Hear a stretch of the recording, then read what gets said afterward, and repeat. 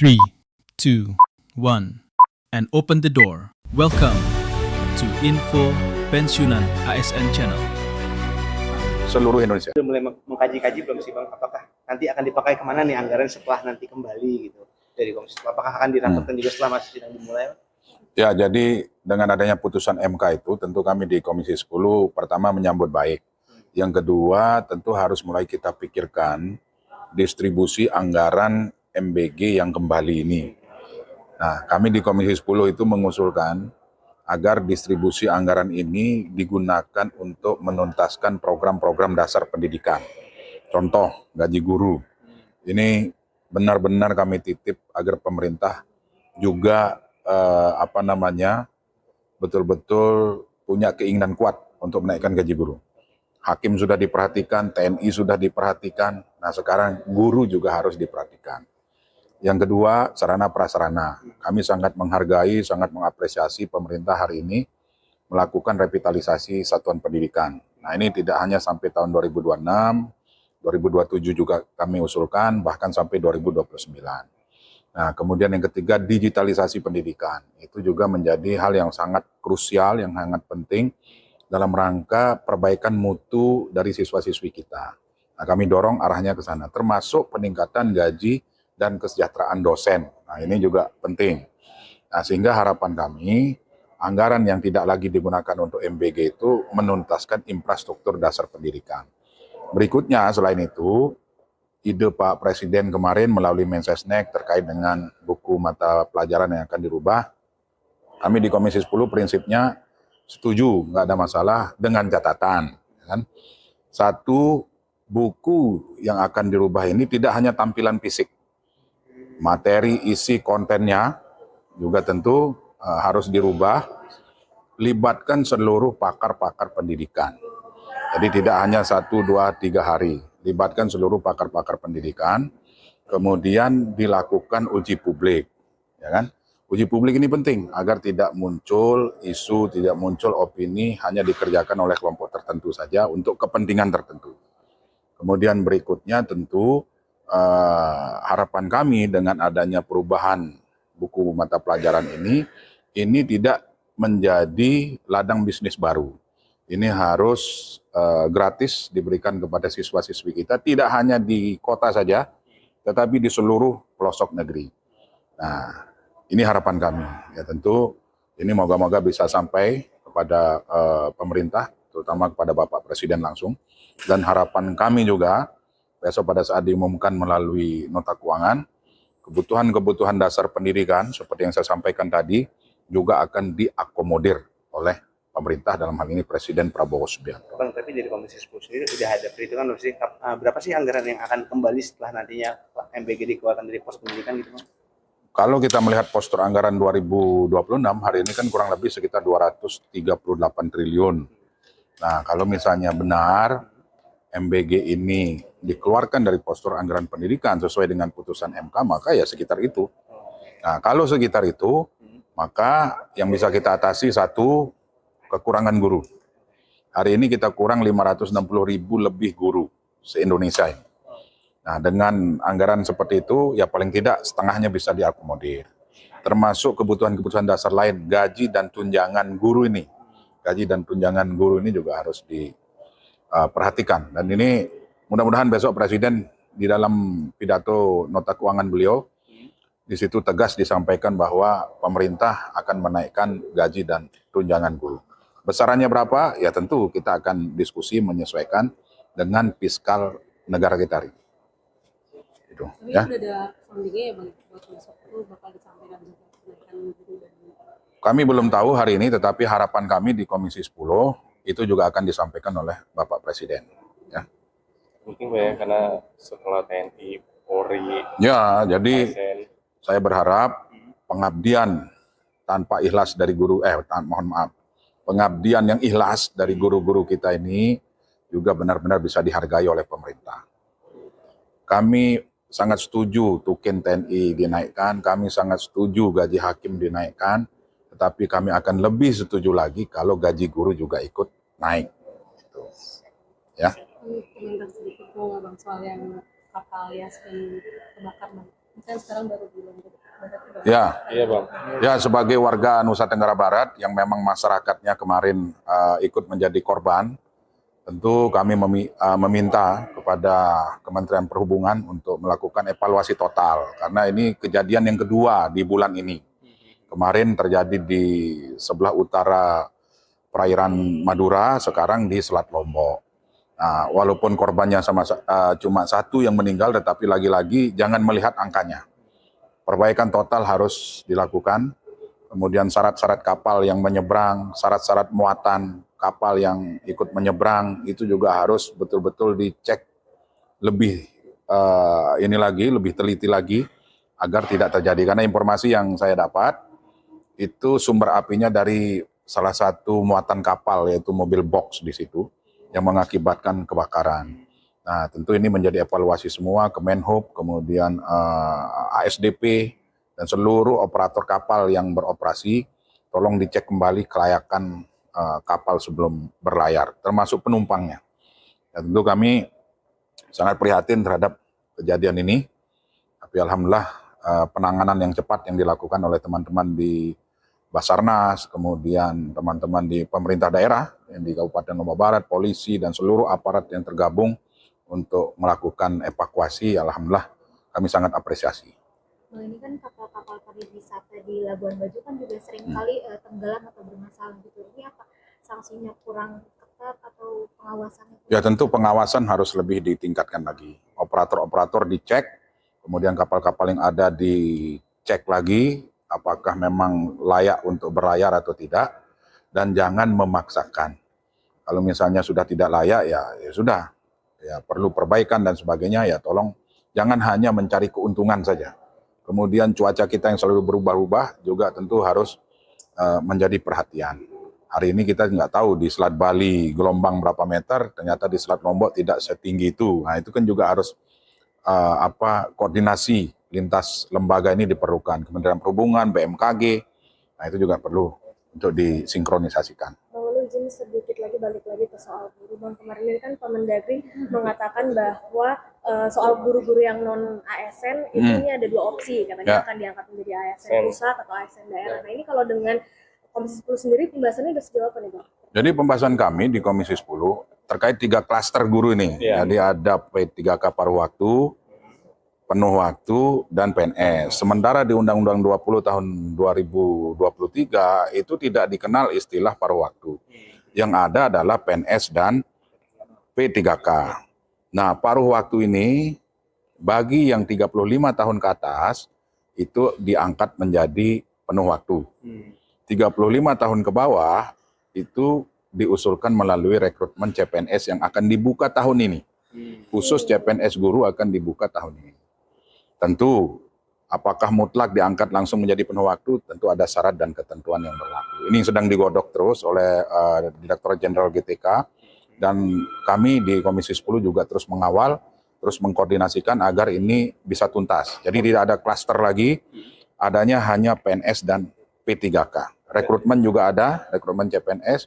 Kuotanya berapa, itu sedang dihitung. Tapi yang jelas kekurangan kita 560.000 guru, tapi karena keadaan fiskal kita, maka paling tidak 50% dari itu akan dibuka formasinya tahun ini. Bang, itu kan ada juga salah satu opsinya adalah menarik pengangkatannya itu dilakukan oleh pusat karena kondisi fiskal daerah. Jadi ya, memang di Kemendikbud anggarannya mungkin enggak Bang untuk misalkan opsi itu diterapkan Bang? Ya memang pengangkatan dari pusat menggunakan APBN, dan setelah kami hitung paling tidak maksimal 50% dari kebutuhan guru itu yang akan dibuka formasi tahun ini. Kan kebutuhannya 560.000 sekian. 50%-nya sekitar 200 ribuan, nah, seluruh Indonesia. Jadi pasti formasinya Insya Allah sudah bisa dipastikan tahun ini. Ya. Oke. Sekolah kemarin kita semua. Shalom, Om Swastiastu. Namo Buddhaya, salam kebajikan. Rahayu, rahayu. Yang saya hormati Wakil Presiden Republik Indonesia, Saudara Gibran Rakabuming Raka. Para pimpinan lembaga negara, Ketua Majelis Permusyawaratan Rakyat Republik Indonesia, Saudara Ahmad Muzani, beserta para wakil ketua Ketua dan anggota MPR RI. Ketua Dewan Perwakilan Rakyat Republik Indonesia, Saudari Puan Maharani. Beserta Wakil Ketua DPR RI, Profesor Sufmi Dasko Ahmad. Wakil Ketua DPR RI, Saudara Saan Mustafa. Wakil Ketua DPR RI, Saudari Sari Yuliati. Wakil Ketua DPR RI, Saudara Cucun Ahmad Samsurizal. Dan seluruh anggota DPR RI yang saya hormati dan saya muliakan. Ketua Dewan Perwakilan Daerah Republik Indonesia, Saudara Sultan Bakhtiar Najamuddin, beserta para wakil ketua dan anggota DPD RI yang hadir. Yang saya hormati Ketua Mahkamah Agung Profesor Sunarto. Yang saya hormati Ketua Mahkamah Konstitusi Saudara Suhartoyo. Yang saya hormati Ketua Komisi Yudisial Saudara Abdul Khair Ramadan. Yang saya hormati Ketua Badan Pemeriksa Keuangan Republik Indonesia Saudari Isma Yatun. Para Menteri Koordinator, para Menteri, Kepala Badan, para Penasihat Khusus Presiden, Jaksa Agung, Kepala BIN, Kapolri, Panglima TNI, dan seluruh Kepala Staf Angkatan yang hadir, para Wakil Menteri, serta seluruh anggota Kabinet Merah Putih yang saya hormati. Yang terhormat, para pimpinan partai politik, Partai PDI Perjuangan diwakili oleh Saudari Puan Maharani. Ketua Umum Partai Golongan Karya, Saudara Bahlil Lahadalia. Partai Gerindra, saya sendiri.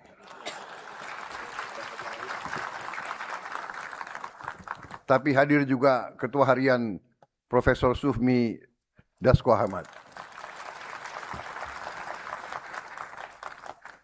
Ketua Umum Partai Amanat Nasional, Saudara Zulkifli Hasan. Ketua Umum Partai Demokrat, Saudara Agus Harimurti Yudhoyono.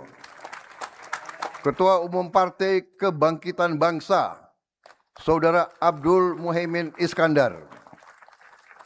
Presiden Partai Keadilan Sejahtera, Saudara Al-Muzamil Yusuf. Ketua Umum Partai Nasional Demokrat, Saudara Surya Dharma Paloh. Yang saya hormati rekan-rekan pers media, para tamu undangan, dan saudara-saudaraku sebangsa dan setanah air, seluruh rakyat Indonesia yang saya cintai dimanapun engkau berada. Pertama-tama tentunya sebagai insan yang bertakwa, marilah kita tidak henti-hentinya memanjatkan puji dan syukur kehadirat Tuhan Maha Esa, Tuhan Maha Besar, yang memiliki sekalian alam. Hanya kepadanya lah kita berdoa dan hanya kepadanya lah kita memohon pertolongan. Atas rahmat dan karunia-Nya, hari ini kita dapat hadir pada sidang penyampaian keterangan pemerintah atas rancangan undang-undang tentang APBN tahun anggaran 2027 beserta nota keuangannya dalam keadaan sehat, damai, dan dengan penuh semangat pengabdian dan cinta tanah air. Pimpinan dan anggota dewan yang saya hormati, pertama saya menyampaikan penghargaan kepada pimpinan dan seluruh anggota DPR RI atas kerjasama, pengawasan, dan dukungannya dalam penyusunan serta pelaksanaan APBN. APBN bukan sekedar dokumen keuangan negara. APBN adalah alat perjuangan kita. APBN adalah instrumen untuk melindungi rakyat. Alat untuk memperkuat bangsa. Alat untuk mewujudkan cita-cita kemerdekaan dalam mencapai kehidupan yang lebih baik. Jika dahulu para pahlawan berjuang agar bangsa Indonesia memiliki negara, hari ini tugas kita bersama adalah memastikan bahwa negara kita berhasil. Negara kita dapat memberi peningkatan kualitas hidup bagi rakyat kita. Negara kita hadir dalam kehidupan setiap rakyat kita. Negara kita hadir ketika petani membutuhkan pupuk, membutuhkan teknologi. Negara hadir ketika nelayan membutuhkan kapal dan tempat penyimpan hasil tangkapannya. Negara hadir ketika buruh membutuhkan perlindungan dalam bekerja dan berkarya. Negara harus hadir ketika anak-anak membutuhkan makan bergizi dan sekolah yang baik. Negara harus hadir kalau keluarga membutuhkan rumah, air bersih, listrik, pekerjaan, layanan kesehatan, serta perlindungan pada masa sulit. Kemerdekaan belum selesai hanya karena bendera kita, bendera merah putih, telah berkibar. Kemerdekaan harus terasa di meja makan rakyat kita. Kemerdekaan harus terasa di ruang kelas anak-anak kita. Kemerdekaan harus terasa di puskesmas dan di rumah sakit. Dan di masa depan setiap keluarga Indonesia. Itulah makna APBN sebagai alat perjuangan. Setiap rupiah yang dikumpulkan oleh negara harus kembali menjadi harapan yang nyata bagi rakyat kita. Saudara-saudara sebangsa dan setanah air, kita memasuki tahun 2026 dalam keadaan dunia yang tidak menentu, yang tidak mudah. Harga energi di seluruh dunia meningkat karena perang. Suku bunga global tinggi dan bisa naik. Nilai tukar berbagai negara tertekan dan ketegangan geopolitik mengganggu perdagangan dunia. Namun di tengah tekanan dan ketidakpastian global tersebut, kita bersyukur perekonomian kita tetap berdiri tegak. Ekonomi kita pada semester pertama tahun ini tumbuh tertinggi dalam 13 tahun terakhir. Inflasi masih tetap terkendali. Permintaan domestik tetap kuat. Yang lebih penting, APBN kita bekerja optimal. Hingga akhir Juli 2026, pendapatan negara tumbuh tinggi 21,3% dibandingkan periode yang sama tahun sebelumnya. Ini peningkatan yang cukup signifikan. Belanja negara tumbuh kuat 18,2%. Belanja kita arahkan untuk menjaga daya beli rakyat, memperkuat pelayanan publik, dan menggerakkan ekonomi. Walaupun belanja negara tumbuh, defisit APBN tetap terjaga hanya 0,91% terhadap produk domestik bruto. Ini adalah bukti bahwa keberpihakan kepada rakyat dapat berjalan bersama dengan disiplin fiskal. Kita tidak memilih antara pertumbuhan dan kehati-hatian. Kita memilih kedua-duanya. Kita tidak memilih antara membantu rakyat dan menjaga APBN. Kita melakukan kedua-duanya. Pimpinan dan anggota dewan yang saya hormati dan saya muliakan. Dunia melihat dan memantau sikap kita. Pada tanggal 13 Juli 2026, salah satu rating agency internasional yang kesohor. Standard and Poor's mempertahankan peringkat kredit Indonesia triple B, BBB dengan outlook stabil.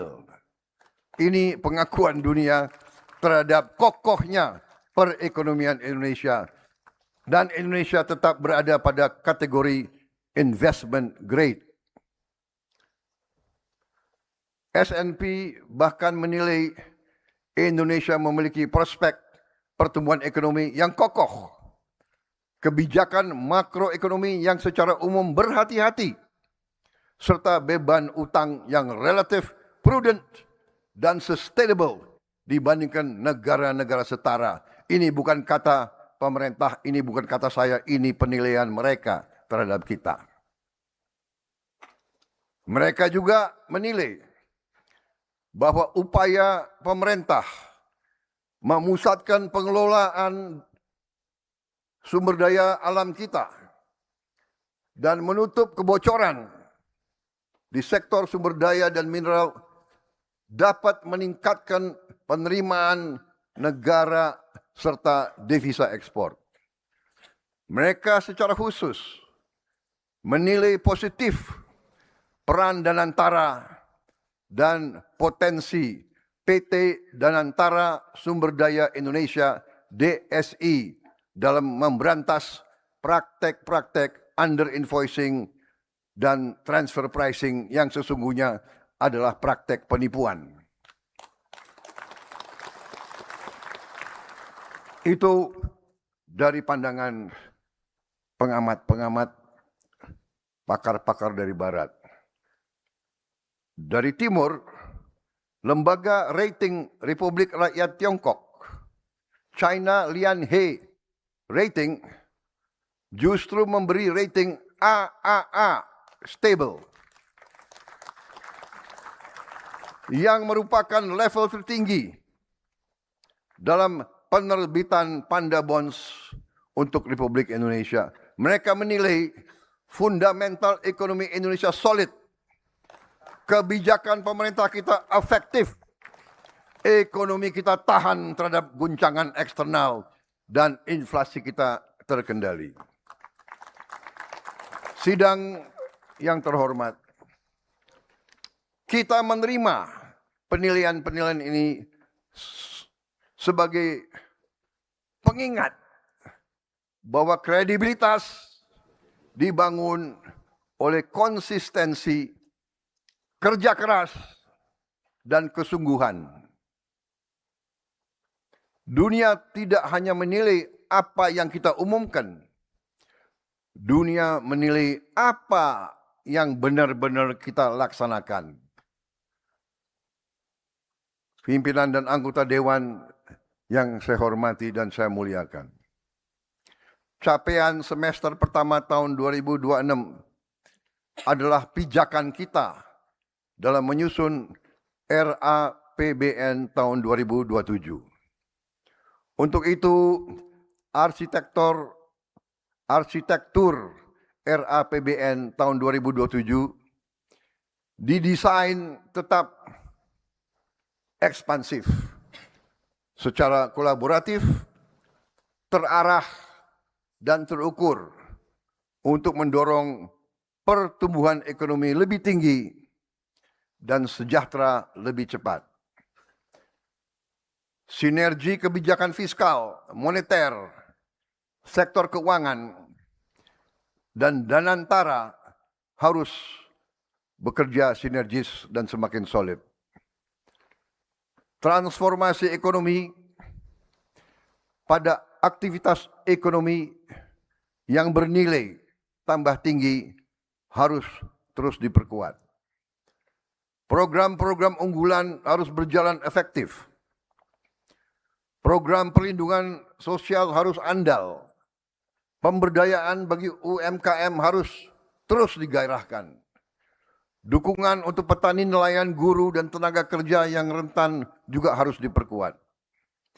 Harmonisasi kebijakan pusat dan daerah harus semakin baik dan semakin kokoh. Pemberantasan korupsi dan penegakan hukum harus terus ditegakkan tanpa pandang bulu. RAPBN tahun 2027 kita fokuskan untuk 8 program kerja prioritas nasional atau PKPN, yaitu kedaulatan pangan, kemandirian energi dan air, pendidikan, kesehatan, hilirisasi dan industrialisasi, infrastruktur, perumahan, dan ketahanan terhadap bencana, penguatan ekonomi kerakyatan dan pembangunan desa, serta penurunan kemiskinan. 8 prioritas tersebut didukung oleh penguatan pertahanan dan keamanan, penegakan hukum, tata kelola pemerintahan, percepatan digitalisasi, dan diplomasi ekonomi. Untuk menjalankan seluruh agenda tersebut, belanja negara tahun 2027 direncanakan sebesar 4.097,2 triliun rupiah, naik dari 3.842,7 triliun rupiah di APBN 2026. Pendapatan negara diperkirakan mencapai 3.426 triliun rupiah, naik dari 3.153,6 triliun rupiah di APBN 2026. Pembiayaan direncanakan sebesar 671,2 triliun rupiah dengan defisit sebesar 2,40%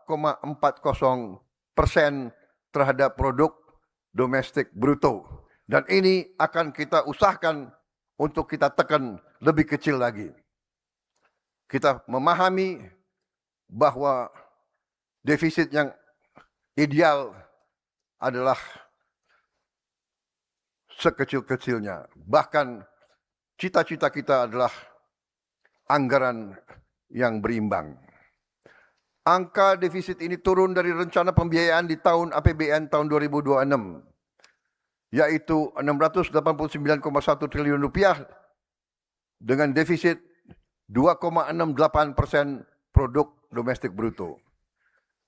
Pertumbuhan ekonomi tahun 2027 ditargetkan mencapai 6%, lebih tinggi dari target APBN 2026 sebesar 5,4%. Inflasi akan kita jaga pada kisaran 2,5%. Suku bunga SBN 10 tahun diperkirakan 6,9%. Nilai tukar rupiah kita berada pada kisaran 17.500 rupiah per 1 dolar Amerika Serikat. Harga minyak mentah Indonesia diperkirakan 75 dolar Amerika Serikat per barel. Lifting minyak kita targetkan 610.000 barel per hari dan lifting gas 954.000 barel setara minyak per hari.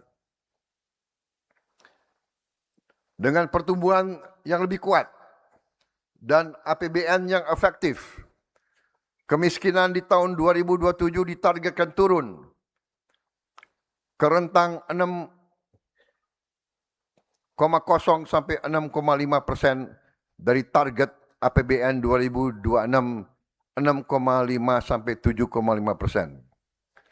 Tingkat pengangguran terbuka tahun 2027 ditargetkan turun ke rentang 4,30 sampai 4,87%. Turun dari 4,44 sampai 4,96% di tahun 2026.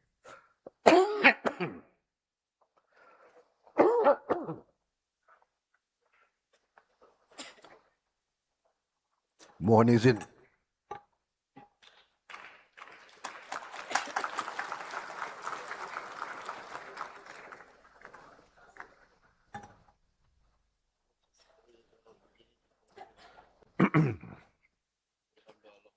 Rasio Gini kita targetkan membaik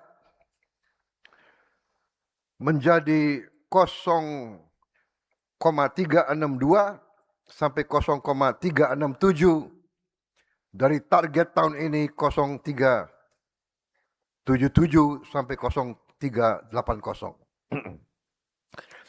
Dan indeks modal manusia meningkat menjadi 0,575. Angka-angka tersebut akan kita jaga dengan reformasi fiskal yang holistik dan konsisten. Pendapatan negara kita dorong lebih optimal. Kebocoran penerimaan harus diminimalisasi. Efisiensi belanja harus terus kita lanjutkan. Perlindungan sosial didorong semakin tepat sasaran, serta pembiayaan yang inovatif dan berkelanjutan terus dikembangkan.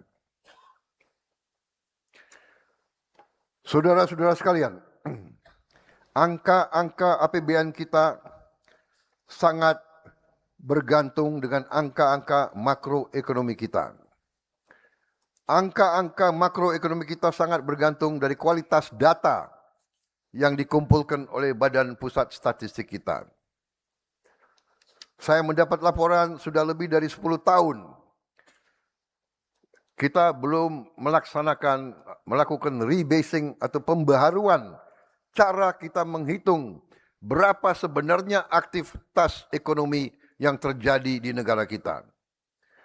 Oleh karena itu, sensus ekonomi yang sekarang dijalankan sampai akhir bulan Agustus 2026 yang dilakukan oleh 251.000 petugas sensus bekerja di seluruh desa-desa kita, perlu kita pastikan berhasil. Saya minta agar saudara-saudara sekalian, wakil-wakil rakyat dan seluruh rakyat Indonesia yang sedang mendengarkan pidato saya saat ini, saya minta agar saudara-saudara tidak hanya mengisi formulir sensus dengan sejujur-jujurnya, tapi juga mengajak semua orang untuk ikut mengisi dengan sejujur-jujurnya. Data yang dikumpulkan BPS dari sensus ekonomi tidak akan digunakan untuk mengejar kekayaan atau pendapatan pribadi yang dilaporkan. Data dari sensus ekonomi akan digunakan untuk kita bisa lebih tepat menyusun kebijakan dan anggaran. Sebagai contoh di RAPBN 2027, kita mengasumsikan besar PDB kita mencapai 27.987 triliun rupiah. Jika pembiayaan sebesar 671,2 triliun rupiah, maka defisit APBN sebesar 2,40% terhadap PDB. Tapi jika ternyata PDB kita lebih besar, yang banyak lembaga internasional mengatakan seperti itu, maka defisit kita akan jauh lebih kecil. Selain itu, pembaharuan data tunggal sosial dan ekonomi nasional atau DTSEN juga akan kita lakukan dari hasil sensus ekonomi tahun 2026 ini. Karena itu sensus ekonomi ini sangat penting. Saudara-saudara sekalian, disiplin fiskal tidak berhenti ketika anggaran disahkan. Disiplin fiskal harus hadir sampai pada eksekusi setiap rupiah yang dibelanjakan.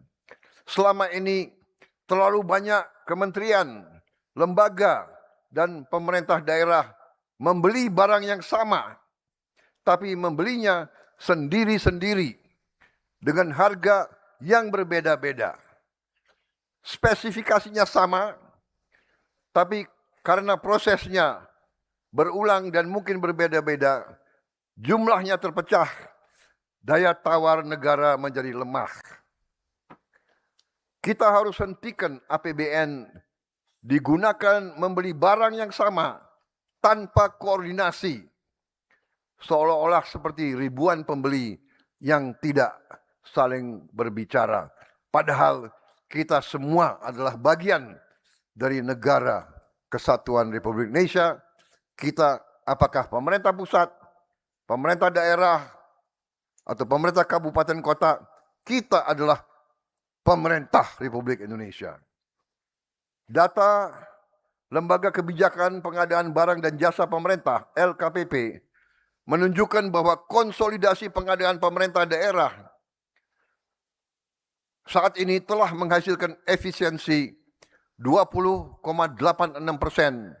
pada 2025 dan 25,43% diperkirakan pada 2026.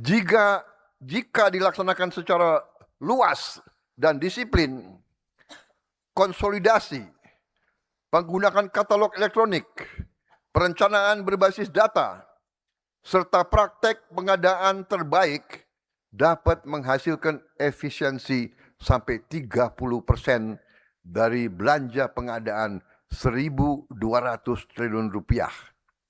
Artinya, efisiensi dalam 1 tahun bisa mencapai 360 triliun rupiah. Kita bisa bayangkan 20 miliar dolar. Ini bukan angka yang kecil. Kita bisa berbuat sangat banyak dengan 360 triliun. Dan ini adalah di tangan kita. Saudara-saudara. Sebagai contoh, tahun lalu, layar pintar interaktif atau IFP yang selama ini dibeli oleh Pemda-Pemda secara terpisah di kisaran harga 150 juta rupiah per unit. Setelah pembelinya kita konsolidasikan di Kementerian Dikdasmen, kita dapat membeli dengan harga 26 juta rupiah per unit.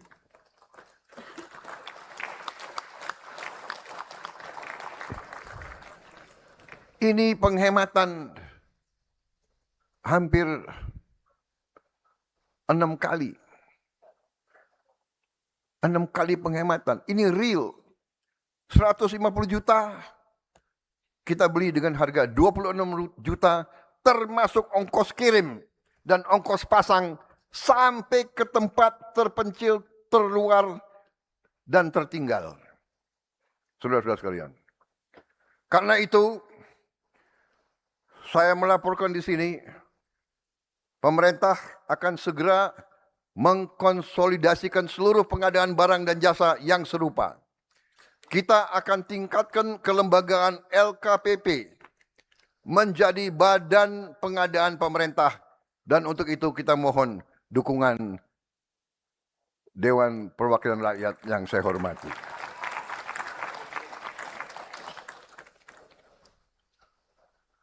Tidak masuk akal berbagai badan, berbagai KL, berbagai pemerintah daerah membeli barang yang sama dengan harga yang berbeda-beda, bahkan harga yang lebih tinggi dari yang bisa kita capai.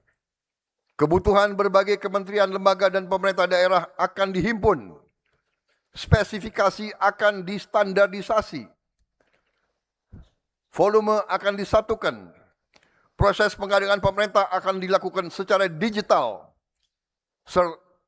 Sehingga supaya semakin transparan, kompetitif, dan akuntabel. Jika barangnya sama, kita beli bersama. Jika kebutuhannya dapat direncanakan, kita rencanakan bersama. Jika negara dapat memperoleh harga dan mutu yang lebih baik dengan bekerja sama, tidak ada alasan untuk kita tidak lakukan itu. Tidak ada alasan untuk masing-masing institusi tetap melakukan pengadaan sendiri-sendiri.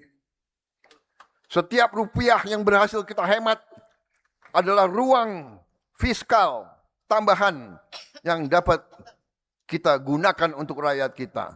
Ruang kelas sekolah yang bisa kita perbaiki. Puskesmas yang kita bisa renovasi. Rumah sakit dan alat-alat kesehatan yang dapat kita berikan kepada rakyat kita di semua kota, di semua kecamatan. Dan ujungnya kehidupan rakyat yang lebih baik. Pimpinan dan anggota dewan yang saya hormati dan saya muliakan. hari ini saya akan menggunakan kesempatan berbicara di ruang terhormat ini untuk menyampaikan beberapa langkah besar yang akan menjadi tahap berikutnya dari transformasi Indonesia. Pertama, kita akan memperbaiki seluruh puskesmas di Indonesia. Ternyata puskesmas kita sudah puluhan tahun tidak diperbaiki.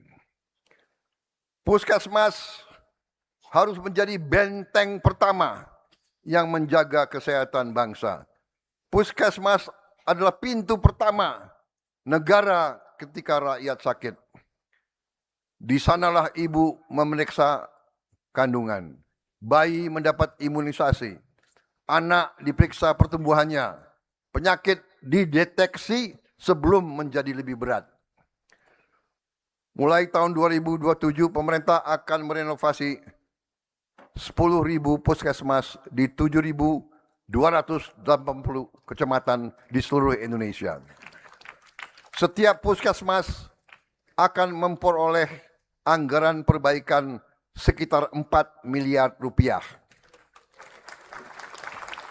Tentunya daerah yang lebih terpencil, daerah yang lebih terluar dan tertinggal harus mendapat lebih.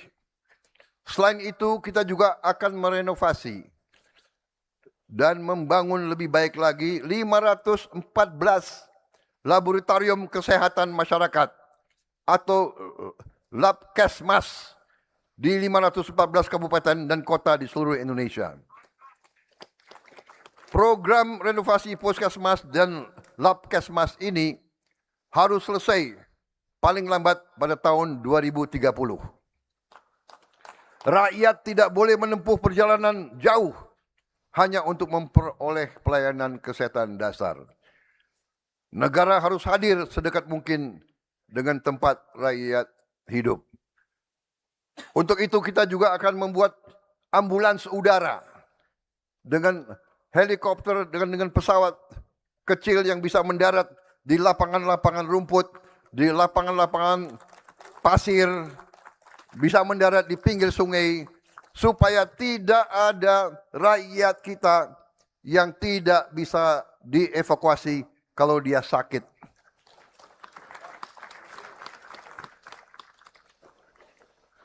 Saya mendapat laporan banyak ibu-ibu yang meninggal karena harus menempuh jalan 7 jam sampai 9 jam pada saat melahirkan. Pada saat sudah waktu mau pecah harus 9 jam karena tidak ada jalan yang baik, karena jembatan tidak bagus. Akhirnya banyak ibu-ibu meninggal di daerah-daerah yang tidak jauh dari ibu kota. Untuk itu, kita harus mencari terobosan inovatif. Salah satu jalan adalah ambulans udara, bahkan nanti juga tim dokter terbang. Kalau perlu, dokter yang terbang ke tempat rakyat sakit keras atau menghadapi bencana. Saudara kalian.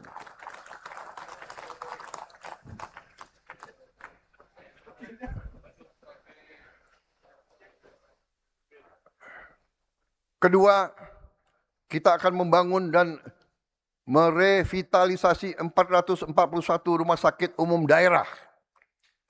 Setiap dari 514 kabupaten dan kota kita harus memiliki rumah sakit yang canggih yang bisa menyelamatkan rakyat secepat mungkin. Langkah awal kita telah membangun 66 rumah sakit di daerah tertinggal, terdepan, dan terluar. Dan hari ini saya melaporkan dari 66 rumah sakit tersebut 22 sudah operasional.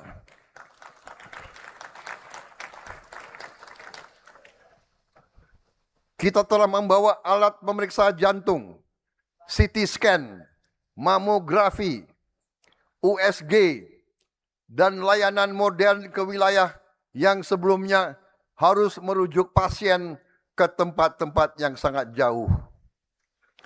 Rencana kita juga di setiap gerai Koperasi Merah Putih akan ada klinik di mana rakyat bisa dapat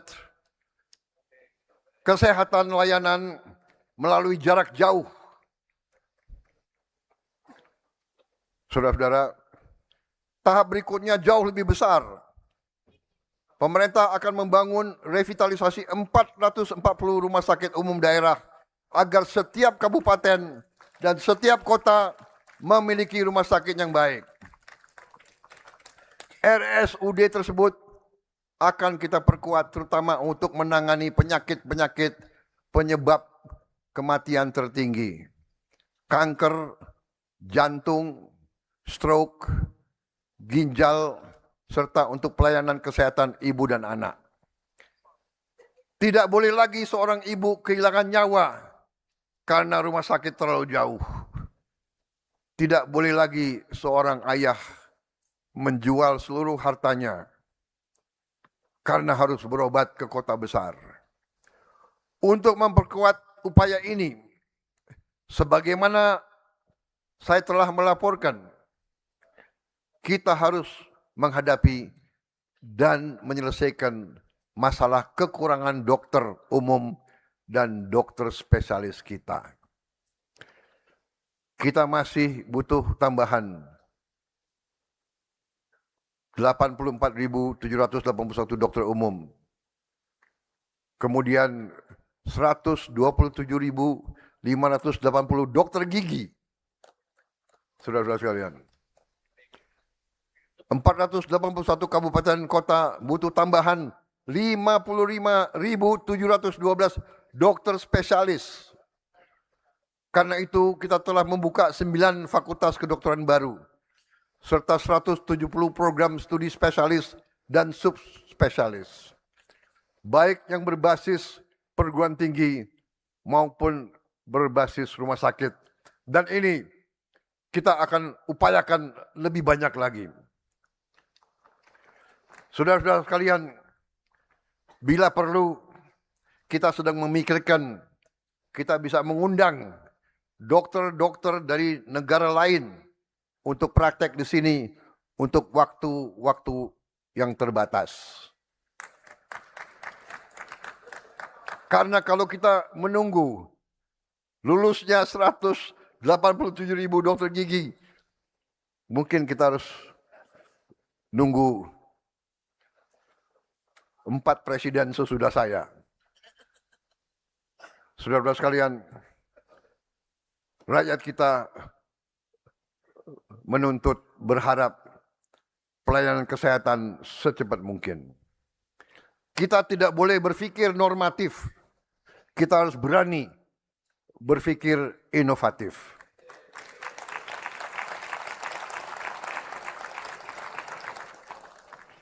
Ketiga, kita akan menyelesaikan renovasi seluruh sekolah yang membutuhkan perbaikan paling lambat tahun 2029.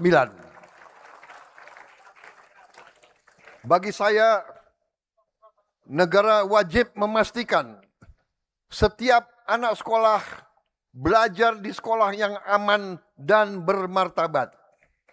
Sekolah adalah tempat anak-anak Indonesia membangun masa depan mereka.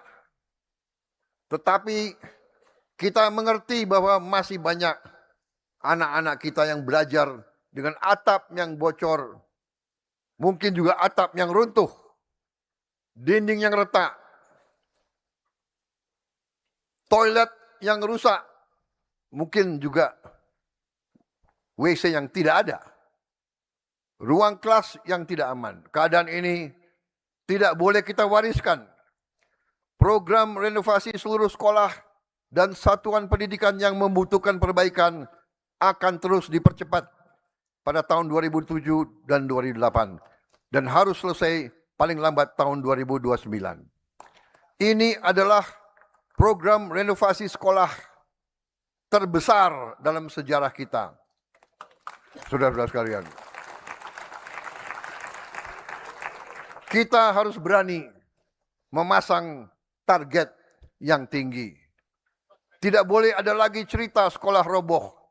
Tidak boleh lagi ada ruang kelas rusak yang dibiarkan rusak bertahun-tahun. Semua sekolah harus berada dalam kondisi baik, aman, bersih, layak untuk belajar.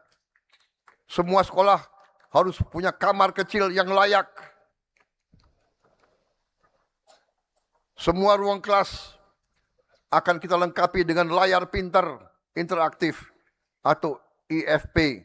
Di akhir bulan Desember 2026, kita perjuangkan semua sekolah akan menerima tambahan 3 layar untuk tiap sekolah.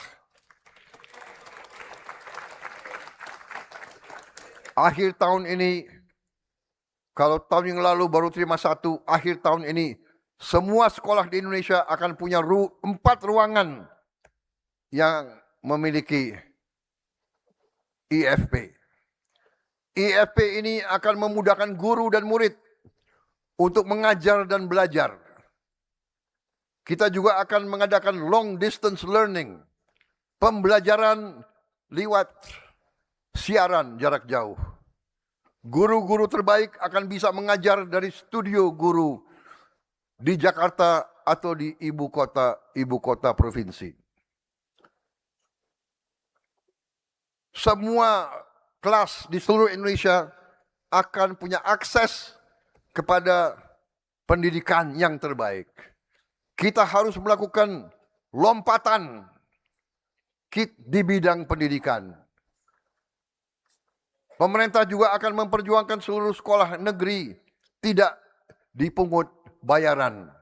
Ini adalah cita-cita pendiri-pendiri bangsa kita. Pendidikan adalah hak semua anak Indonesia. Bagi mereka yang punya kemampuan, silakan ke sekolah-sekolah swasta yang hebat. Tapi untuk pemerintah, kita harus perjuangkan anak-anak kita bisa sekolah dengan gratis. Keempat,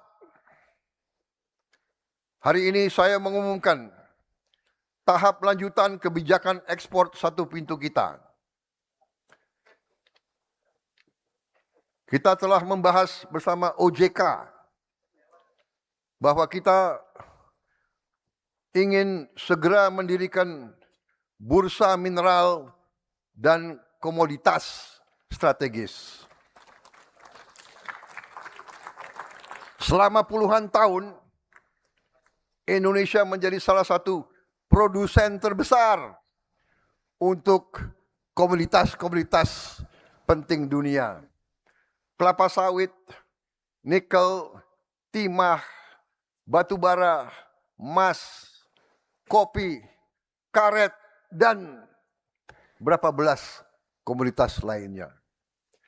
Tetapi terlalu sering harga kekayaan kita yang keluar dari bumi dan keringat rakyat Indonesia justru harganya ditentukan di luar negeri, di negara lain, di bursa komoditas negara lain. Mereka yang tidak punya komoditas ini, masa mereka menentukan berapa harga komoditas itu? Ini tidak masuk akal. Saya tidak mengerti di mana diajarkan ilmu ekonomi semacam ini. Kita yang punya barang, orang lain menentukan harganya. Saya bertanya kepada wakil-wakil rakyat, mau kita teruskan situasi seperti ini?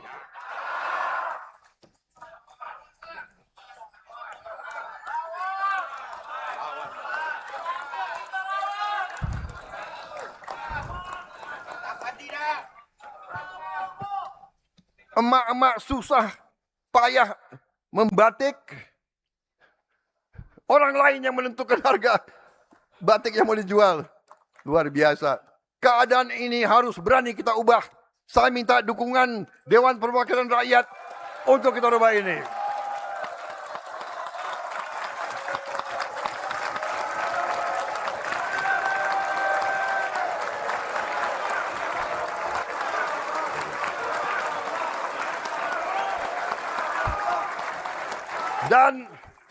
Dan saya katakan di sini, saya yakin saudara-saudara mendukung saya. Kalau mereka tidak mau bayar harga yang kita pasang, nggak usah beli. Lebih baik komoditas itu, nikel itu, timah itu, emas itu, semuanya biar di tanah untuk anak cucu kita. Batu bara kita, gas kita, minyak kita, biar di tanah. Kopi kita, biar kita minum sendiri.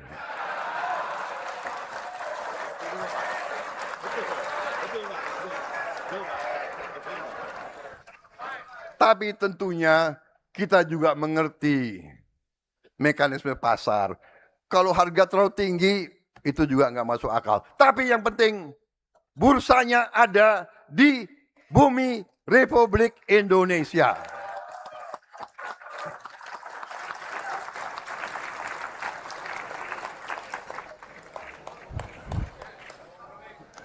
Kita akan segera operasionalkan bursa mineral dan komoditas strategis di bawah pengawasan otoritas jasa keuangan. Rencana kita apabila OJK bekerja dengan baik, dan saya yakin OJK bekerja dengan baik,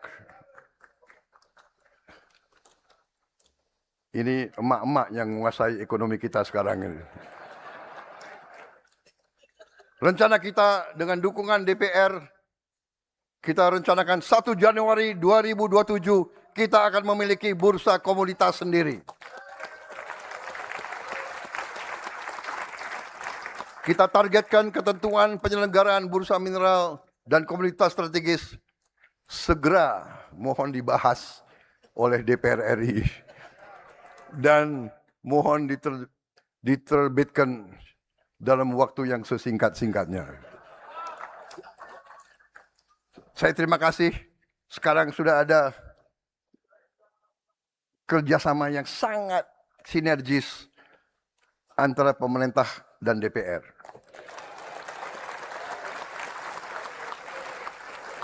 Ini tidak berarti bahwa tidak ada demokrasi. Kita harus ada demokrasi. Kita harus diawasi, kita harus dikritik. Tapi kita harus kerja cepat untuk rakyat kita. Dan ini saya kira sudah dihasilkan oleh DPR RI sekarang ini. Saya terima kasih.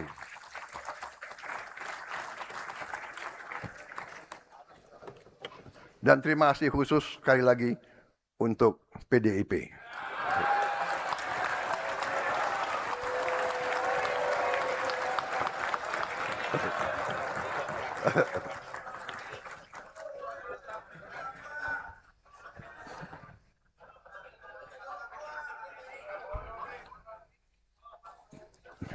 Sebenarnya ini bukan Prabowo-nomics, ini Marhain ini.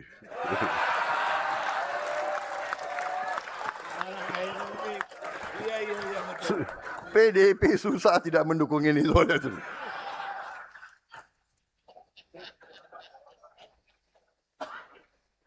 Saudara-saudara, dengan ini kita akan membangun Indonesia Reference Price. Harga referensi Indonesia untuk komoditas-komoditas utama ekspor Indonesia. Kita ingin membangun pasar yang dalam, transparan, liquid, dan dipercaya dunia.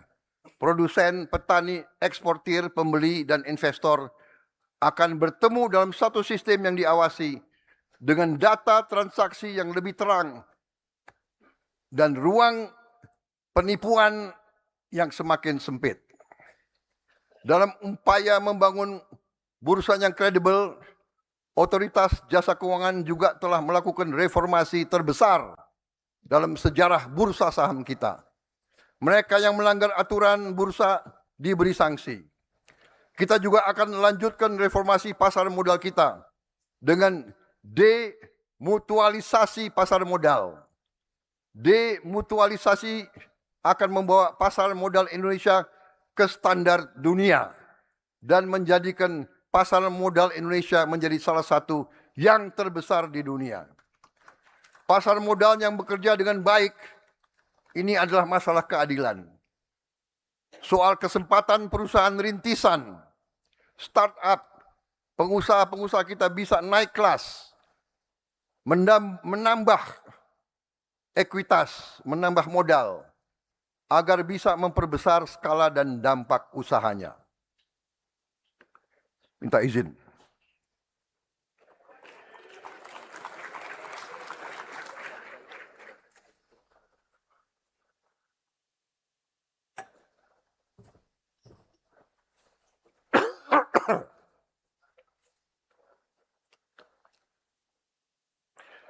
Dengan bursa mineral dan komoditas strategis dan bursa modal yang kredibel, Indonesia akan berhenti menjadi tempat negeri, tempat komoditas digali. Tetapi harga dan keuntungannya ditentukan oleh negara lain. Kita bukan hanya ingin menjadi penghasil komoditas dunia, kita harus ikut menentukan harga komoditas dunia. Kita ingin jadi Indonesia tempat komoditas diperdagangkan. Kita juga akan mempercepat optimalisasi aset badan usaha milik negara kita. BUMN kita menguasai aset yang sangat besar. Sebagian bekerja dengan baik, sebagian belum menghasilkan manfaat dibandingkan dengan nilainya. Sebagaimana saya telah laporkan tadi pagi di majelis yang terhormat ini, kita telah menutup 290 BUMN yang tidak produktif dan tidak memberi nilai tambah untuk bangsa kita. Kita akan teruskan upaya optimalisasi BUMN hingga kita akan punya di akhir tahun ini maksimal 300 BUMN yang produktif. Kalau bisa lebih ramping, lebih baik. Selain itu, aset berupa tanah, gedung, jaringan, kawasan, dan fasilitas yang tidak dikelola optimal oleh BUMN tidak boleh dibiarkan tidur, sementara rakyat membutuhkan pekerjaan dan perekonomian membutuhkan investasi. Pemerintah akan mempermudah kerjasama pemanfaatan aset-aset BUMN yang belum optimal dioperasikan akan kita ajak pihak swasta melalui proses yang terbuka, kompetitif dan akuntabel, serta menjaga kepemilikan strategis negara. Kita akan membuka supaya aset-aset yang tidak produktif dikerjakan oleh BUMN bisa dikerjakan oleh pihak swasta di seluruh Indonesia. Kita harus belajar dan berani belajar dari negara lain. India telah menjalankan apa yang mereka sebut National Monetization Pipeline. Swasta diberi ruang mengoperasikan aset publik yang telah terbangun. Kepemilikan tetap berada pada negara. Modal yang diperoleh diputar kembali untuk membangun infrastruktur baru. Sebagai contoh, kalau ada bandara, ada airport yang kurang maksimal dioperasikan, kita bisa membuka peluang untuk swasta mengoperasikan itu. Tentunya kepemilikan tetap oleh negara, tapi kalau mereka bisa menjalankan dengan lebih efisien, lebih kreatif, lebih inovatif, menghasilkan manfaat, kenapa tidak? Saudara-saudara, sebagai contoh, sekarang ada integrasi antara penerbangan, perusahaan penerbangan, hotel, dan bandara. Kalau ini dioperasikan secara integratif, ini punya nilai tambah yang potensial bisa menambah income bagi kita. Saudara-saudara, itu akan kita rintis. Selanjutnya kita telah mulai dan akan membangun 100.000 megawatt atau 100 gigawatt energi dari matahari, energi surya. Pemerintah akan mempercepat penutupan pembangkit listrik tenaga diesel dan menggantinya dengan pembangkit listrik tenaga surya. Tahun ini kita akan bangun 30 gigawatt pembangkit listrik tenaga surya dan segera menghentikan 13 gigawatt pembangkit listrik tenaga diesel. Kita mendapat anugerah dari Tuhan Yang Maha Kuasa, sinar matahari yang hampir sepanjang tahun. Tidak masuk akal jika pulau-pulau yang terpencil kita harus menunggu kapal membawa BBM solar untuk memperoleh listrik. Ongkos ekonominya terlalu tidak efisien. Dengan PLTS kita juga bisa membangun kemandirian energi kita. Saudara-saudara, idealnya setiap desa bisa memiliki PLTS 1 megawatt. Ini ideal. Kalau desa itu mau siapkan lahan, kita bisa yakinkan bahwa mereka bisa dapat PLTS 1 gigawatt atau saya ulangi 1 megawatt satu desa. Saudara-saudara sekalian, Menko Perekonomian telah menghitung dengan PLTS 100 gigawatt negara akan menghemat setidaknya 73,9 triliun rupiah setiap tahun dari penurunan biaya pokok produksi listrik kita. Belum lagi kalau kita tidak import BBM dari luar negeri lagi. Dengan 100 gigawatt, kebutuhan impor kita akan jauh berkurang dan kita bisa menghemat sangat banyak devisa. Ketujuh, hari ini saya umumkan rencana lokasi Indonesia Financial Center atau Pusat Finansial Internasional Indonesia, disingkat PFII. Kita telah tentukan lokasi sementara PFII di Jakarta. Dan begitu bisa kita buka juga PFII di Bali. Dan mungkin ada kawasan lain di bagian lain dari Republik Indonesia yang menarik bagi dana-dana besar dari luar negeri. PFII ini akan menjadi wajah baru pusat-pusat keuangan kita.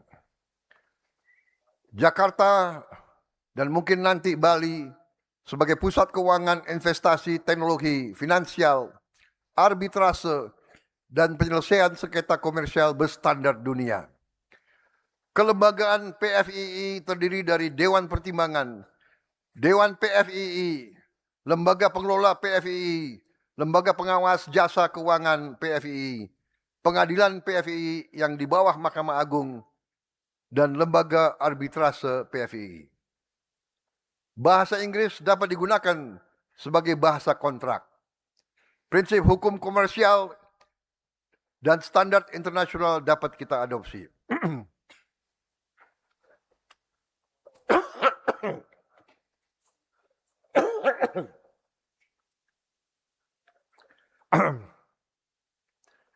Hakim ad hoc dapat berasal dari talenta hukum terbaik Indonesia dan dunia.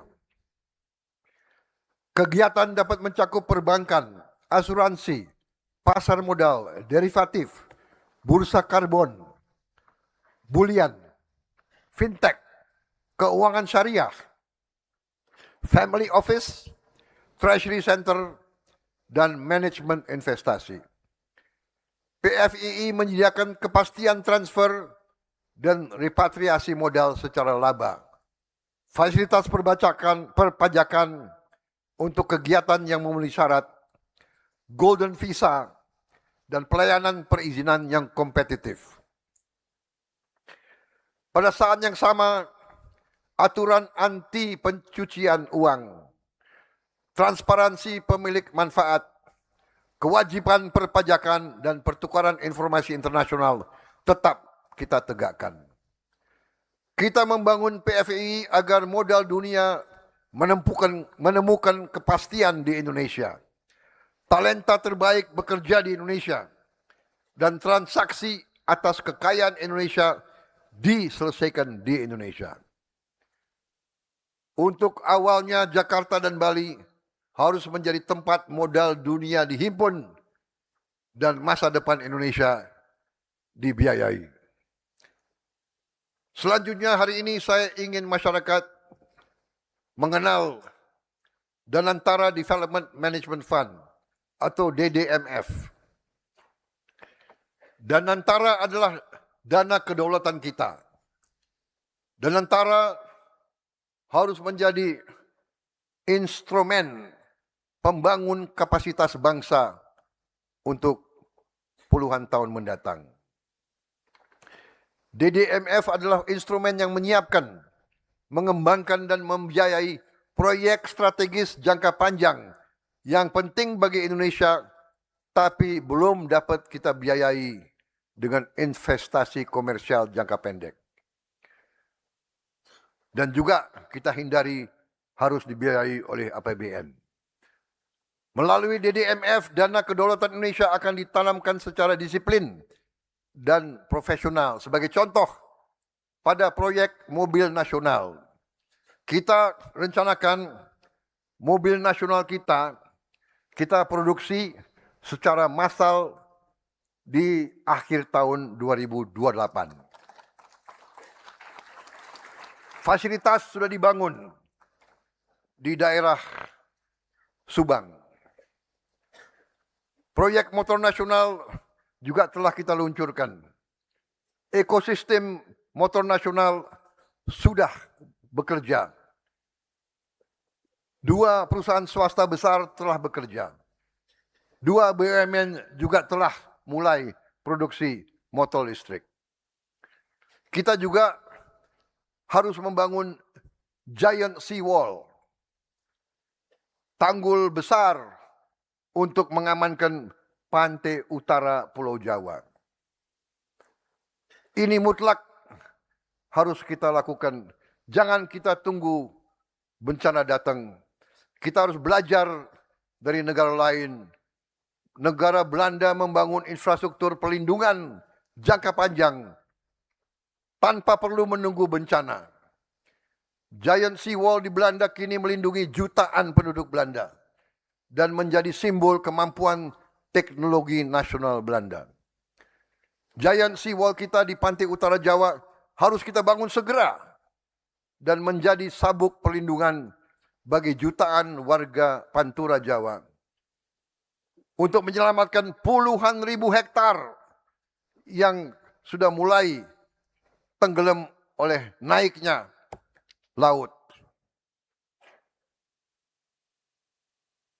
Selain itu, giant seawall kita di pantai utara Jawa harus menjadi infrastruktur air bersih. Harus menjadi jalur pertemuan baru. Dan proyek rekayasa yang membangun kemampuan anak bangsa. BRIN telah menghasilkan terobosan teknologi yang akan kita gunakan untuk giant seawall ini. Proyek giant seawall ini akan butuh 15 hingga 20 tahun untuk kita selesaikan pembangunan giant seawall ini. Ini waktu yang lama. Saya tidak tahu presiden keberapa yang akan meresmikan. Tapi saya bertekad presiden ke-8 akan mulai proyek ini. Pembangunan ini kita rencanakan dibagi 15 segmen. Dari Banten sampai Jawa Timur, sampai Gresik. Kalau tidak, Gresik.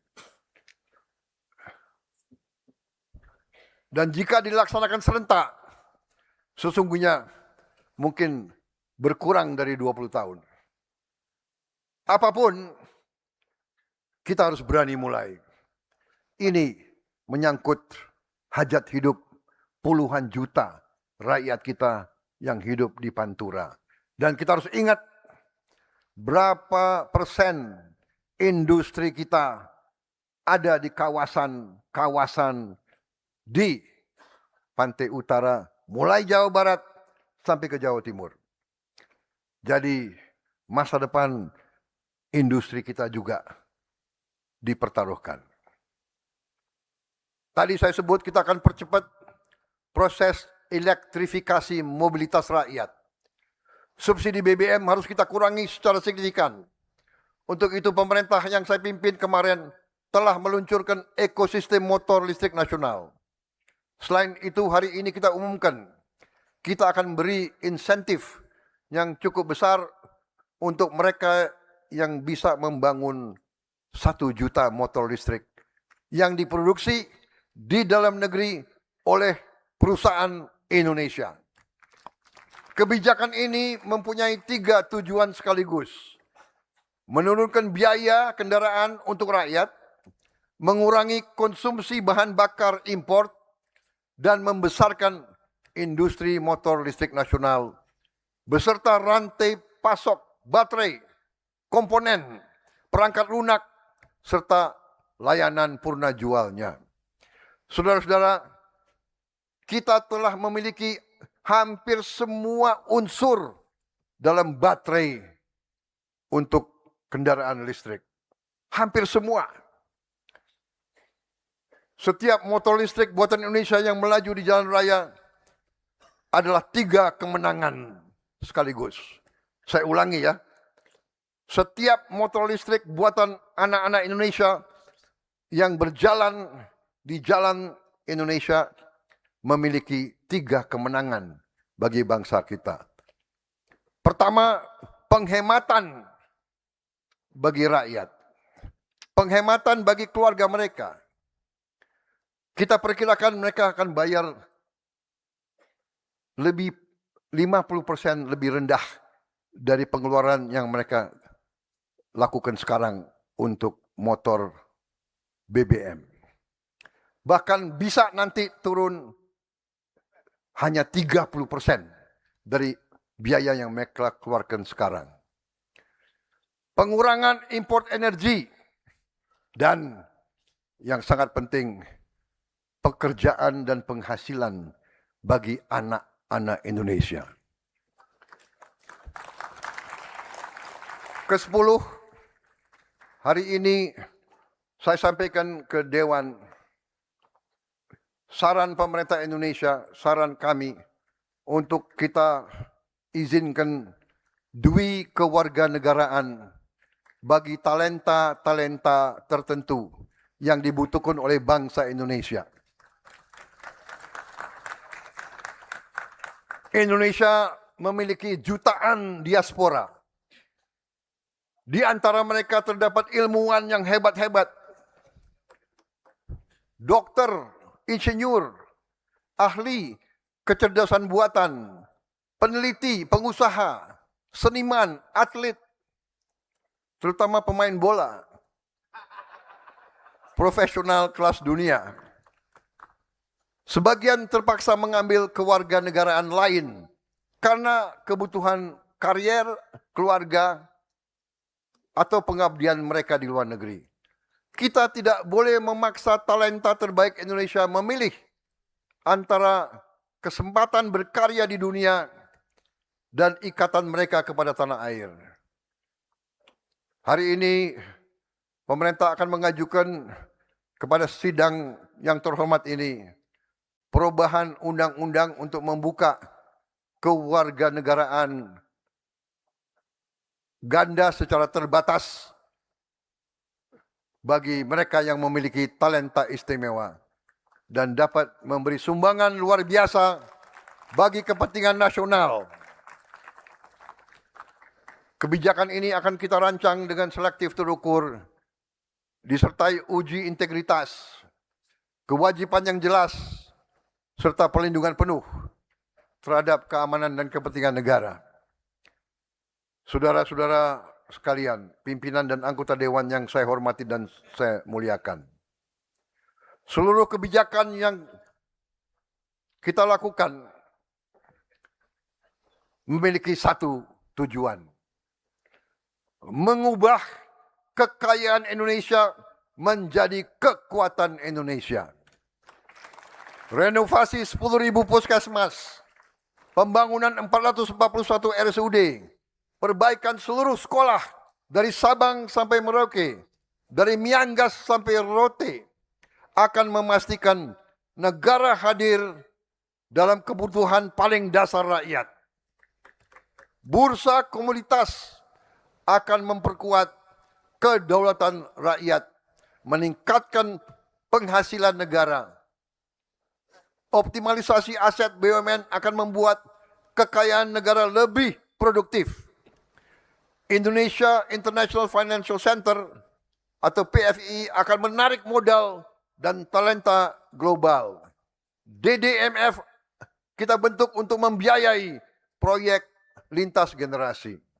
Subsidi motor listrik dan mungkin nanti mobil listrik akan menciptakan pasar bagi industri nasional.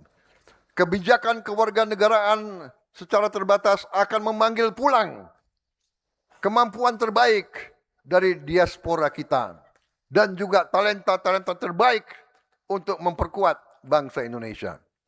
Kita tidak sedang membangun ekonomi yang hanya besar dalam statistik.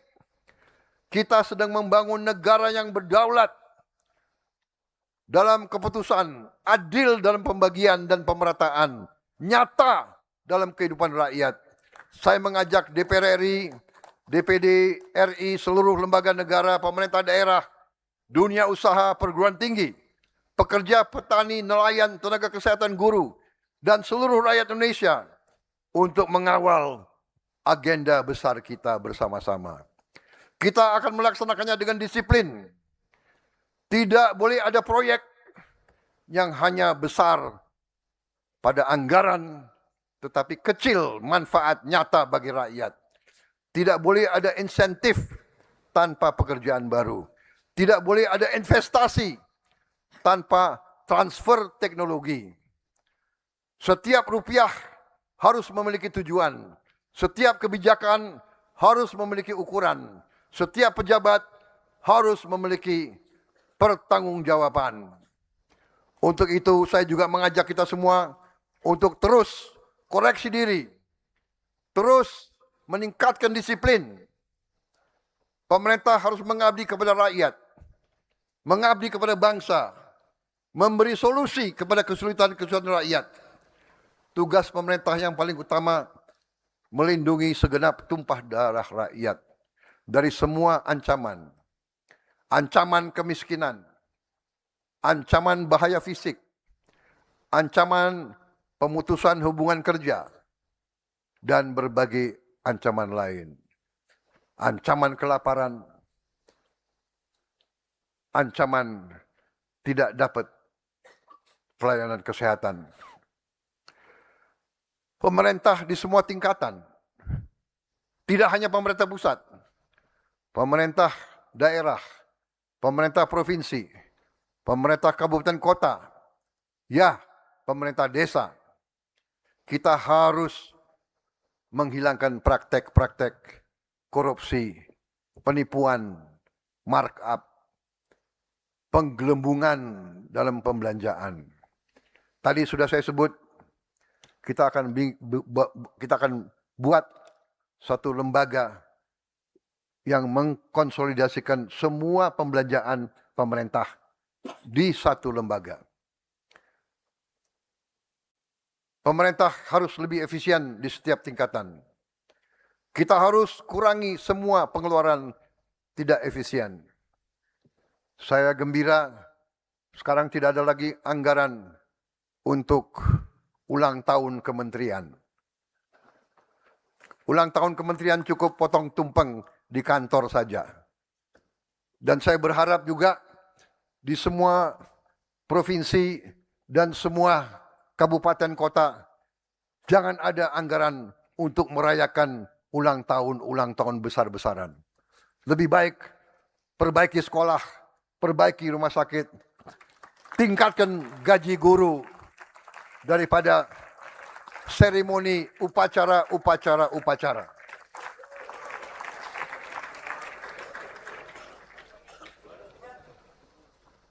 Tapi kalau upacara hari kemerdekaan secara terpusat itu wajib. Pimpinan dan anggota dewan yang saya hormati, demikian keterangan pemerintah atas rancangan undang-undang tentang anggaran pendapatan dan belanja negara. Tahun anggaran 2027 beserta nota keuangannya. Besar harapan saya agar pembahasan RAPBN 2027 dilaksanakan secara terbuka, konstruktif, berorientasi sepenuhnya kepada kepentingan rakyat dan bangsa. Semoga Allah SWT senantiasa memberi rahmat, petunjuk, taufik dan hidayah kepada kita sekalian, memberi kekuatan kepada kita semua dalam menjalankan amanah harapan seluruh rakyat Indonesia. Dirgahayu Republik Indonesia tercinta. Sekali merdeka, tetap merdeka. Sekali berdaulat, terus berdaulat. Merdeka! Terima kasih. Wassalamualaikum warahmatullahi wabarakatuh. Salam sejahtera kita sekalian. Om Swastiastu. Namo Buddhaya. Salam kebijakan. Rahayu Rahayu. Selesai.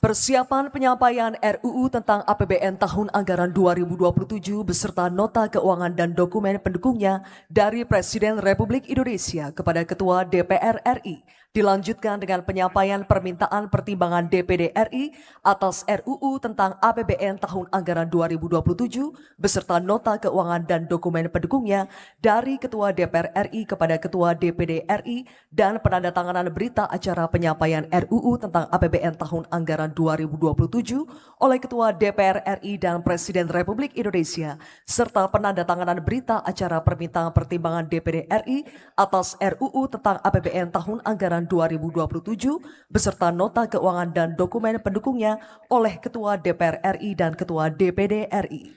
Ketua DPR RI dan Ketua DPD RI, kami silakan menempati tempat yang telah ditentukan.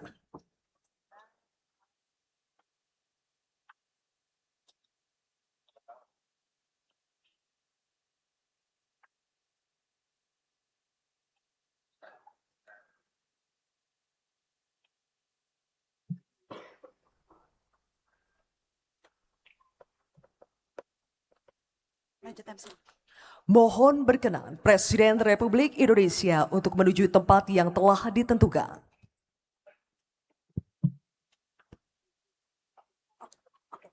Penyampaian RUU tentang APBN tahun anggaran 2027 beserta nota keuangan dan dokumen pendukungnya dari Presiden Republik Indonesia kepada Ketua DPR RI.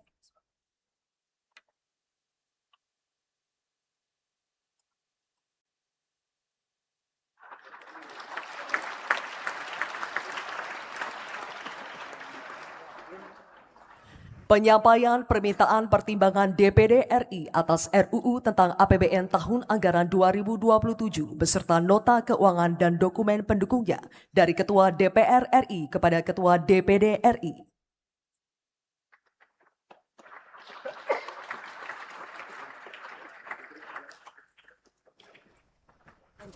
Dilanjutkan penandatanganan berita acara penyampaian RUU tentang APBN tahun anggaran 2027 beserta nota keuangan dan dokumen pendukungnya oleh Ketua DPR RI dan Presiden Republik Indonesia. Mohon berkenan kepada Ketua DPR RI untuk menandatangani.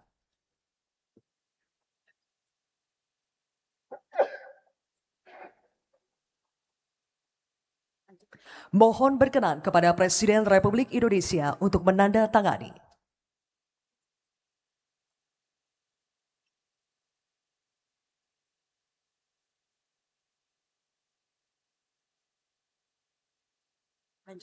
Penandatanganan selanjutnya berita acara permintaan pertimbangan DPD RI atas RUU tentang APBN tahun anggaran 2027 beserta nota keuangan dan dokumen pendukungnya oleh Ketua DPR RI dan Ketua DPD RI.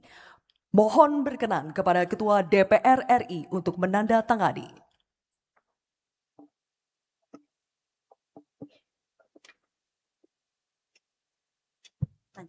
Mohon berkenan kepada Ketua DPD RI untuk menandatangani.